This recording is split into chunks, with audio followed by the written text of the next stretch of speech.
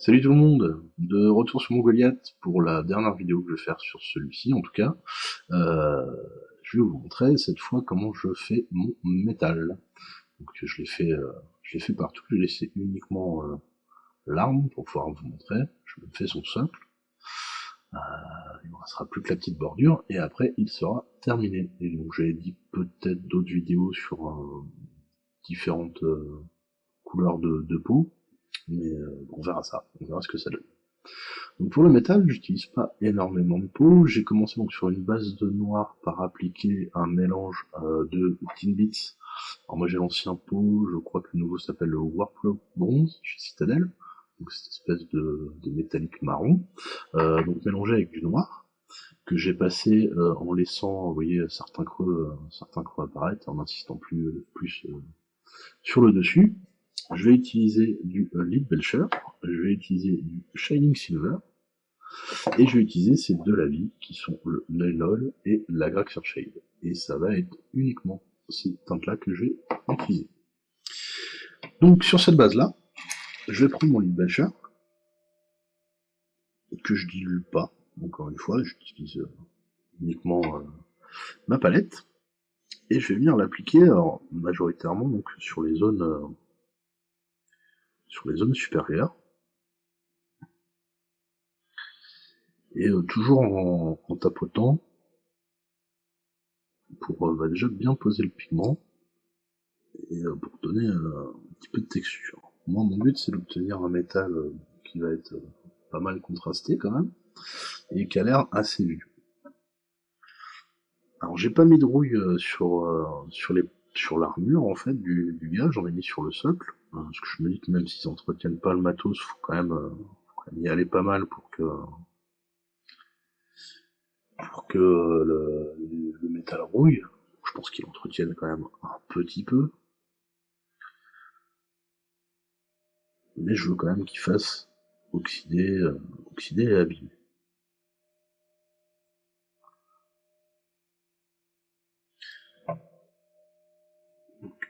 Faut pas trop s'embêter sur cette étape à faire quelque chose de parfaitement propre. C'est toujours en fait une étape où j'aime bien créer des imperfections, des choses comme ça que je vais utiliser ensuite pour pouvoir donner plus de caractère à la figurine. Ça permet aussi d'ailleurs de travailler potentiellement un peu plus vite, ce qui est toujours bien quand on cherche à faire des figurines pour le jeu. Alors je sais qu'il y en a qui vont peut-être être traumatisés quand je dis que c'est des figurines pour jouer. Alors oui, c'est mes figurines pour jouer. Donc c'est pas non plus un niveau super basique, tout simplement parce que moi j'aime bien peindre, je peins beaucoup plus que ce que je joue. Euh, donc puis j'ai un certain niveau de peinture qui fait que j'ai envie que mes figurines soient jolies. Forcément, si vous voulez quelque chose d'ultra basique, c'est pas ça. Je ferai peut-être, je sais pas, un jour des tutos vraiment tabletop, tabletop plus peut-être, quand même, pour montrer les techniques super rapides de peinture. Mais j'essaie de vous montrer quelque chose, enfin, j'ai toujours tendance à me dire que c'est plus intéressant d'essayer de tirer les gens vers le haut que vers le bas. Donc, je me dis, ça peut être sympa de montrer des techniques simples qui permettraient d'améliorer quand même votre peinture, potentiellement. Il y en a qui font déjà mieux que ça. Hein. Et, je tendance à aller par là. Après, n'hésitez pas d'ailleurs à dire si jamais vous voulez que je montre des techniques plus simples, n'hésitez pas à mettre ça dans les commentaires. C'est tout à fait envisageable aussi. Faudra que je vois pour bien renseigner sur les vidéos que les gens se disent pas, ouais, c'est quoi cette peinture de naze, ils nous a habitués à mieux.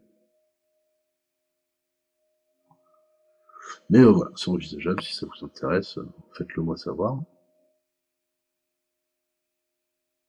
et je pourrais faire ça.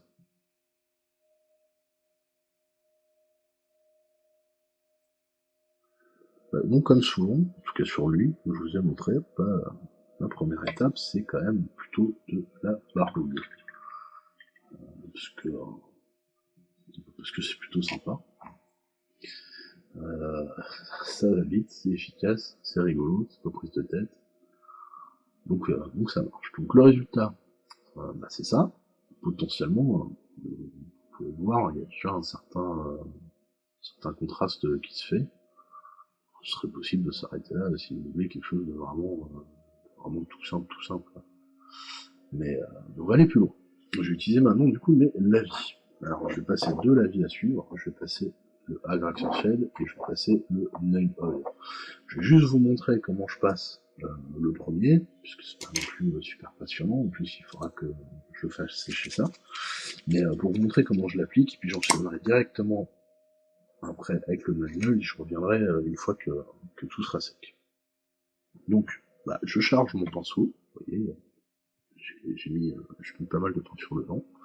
Et tout simplement, je viens arroser un peu ma figurine en tirant quand même sur mon avis pour éviter qu'il y ait de grosses gouttes ou de gros surplus qui viennent se poser.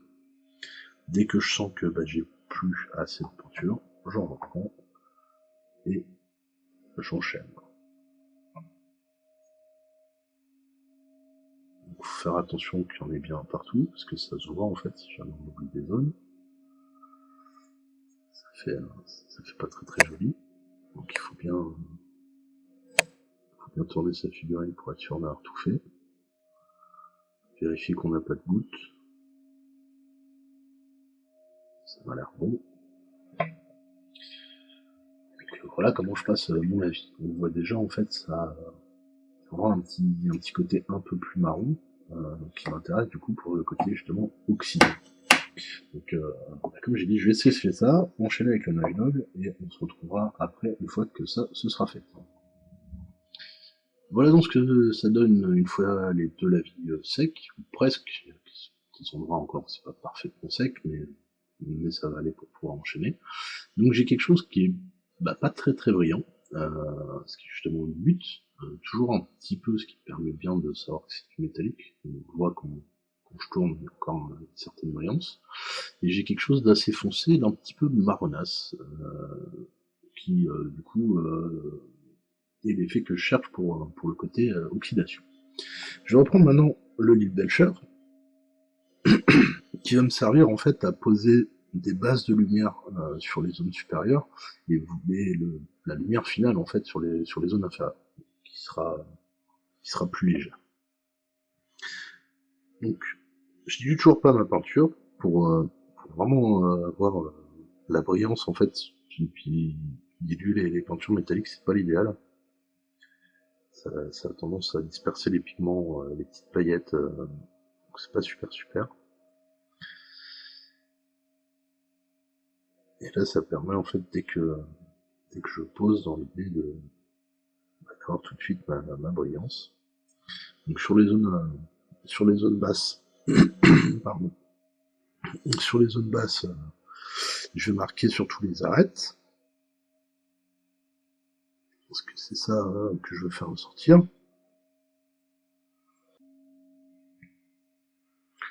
Et sur les zones un peu plus hautes, je vais marquer un petit peu plus, alors toujours en texturant, pour me donner une base d'éclaircie que je viendrai soutenir après avec mon métallique plus clair.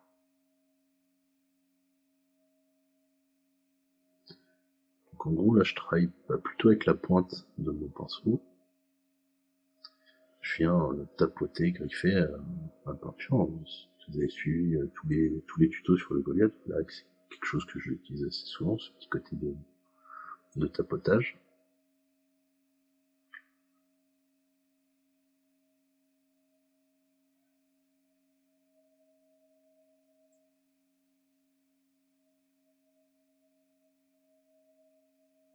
Donc il vaut mieux essayer de potentiellement commencer par faire quelque chose de pas trop grand et grandir la zone après si vous le souhaitez. Le risque, si on commence tout de suite par poser une grosse bouse de peinture, c'est qu'on en met trop. Et alors, pour le coup, pour retoucher, c'est un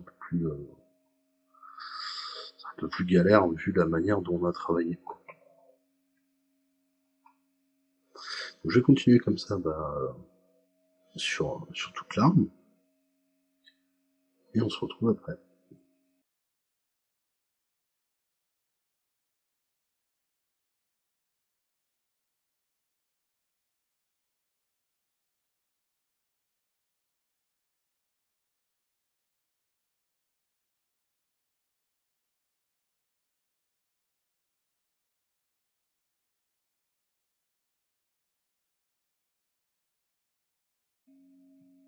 Cette étape-là est terminée. Donc on voit j'ai quelque chose du coup de beaucoup plus brillant sur les zones de lumière, ce qui est le but, c'est quelque chose d'un peu plus mat dans les zones d'ombre, ce qui permet d'ajouter en fait du contraste. Il y a le contraste de valeur, forcément j'ai quelque chose de plus clair en haut et plus sombre en bas, et j'ai aussi quelque chose de plus brillant et quelque chose de plus mat. C'est globalement comme ça qu'on travaille du TNP. Donc encore une fois on pourrait s'arrêter là si on veut. Moi du coup je vais toujours plus loin, donc je prends mon métallique clair, donc très clair. C'est plus ou moins l'équivalent, pour ceux qui connaissent, le Metric Silver qu'il y avait avant, ça va être le Rune Fang Steel, je crois que ça s'appelle chez Citadel. Donc un argenté très très clair.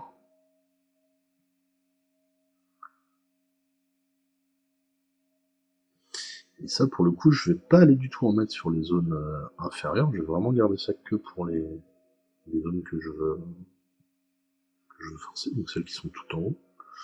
Et je vais travailler du coup sur vraiment une toute petite zone, petites arêtes, toujours en petits traits, en petits scratch. Pour forcer en fait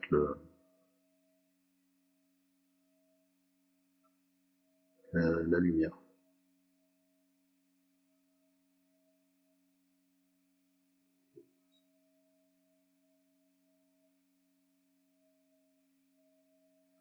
Alors les métalliques c'est un peu particulier, parce qu'en fait le côté brillant envoie du coup forcément de la lumière, du coup vous pouvez avoir un métallique sombre et un métallique clair et pas très bien les différencier. Donc c'est pour ça qu'il faut, on peut pas utiliser que le contraste de valeur, donc le sombre et clair, parce que ça marche pas super. Donc faut essayer de forcer et d'ajouter donc la notion brillant mat, ça aide pas mal à la lisibilité des métalliques.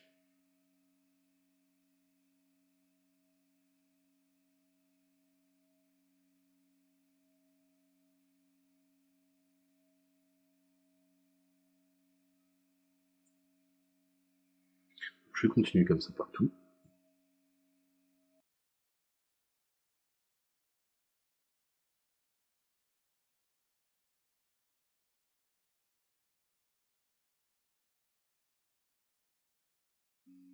Et voilà le résultat.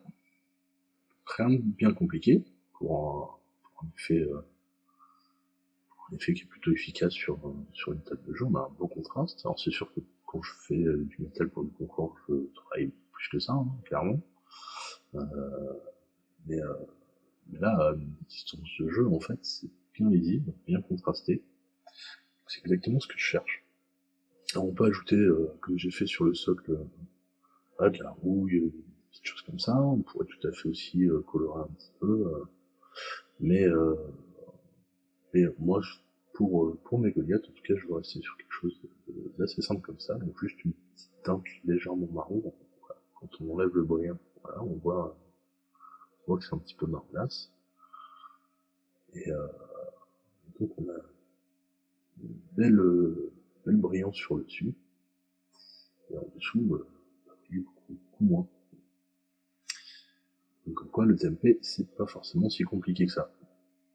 J'espère que ce tuto vous servira. Comme d'habitude, n'hésitez pas à mettre un petit j'aime, à commenter, à poser des questions. Et comme je disais, si jamais vous mettez des techniques plus simples, n'hésitez pas à le dire. Moi en attendant, je vais juste faire le bord de mon socle, et puis ma figurine sera terminée. À bientôt!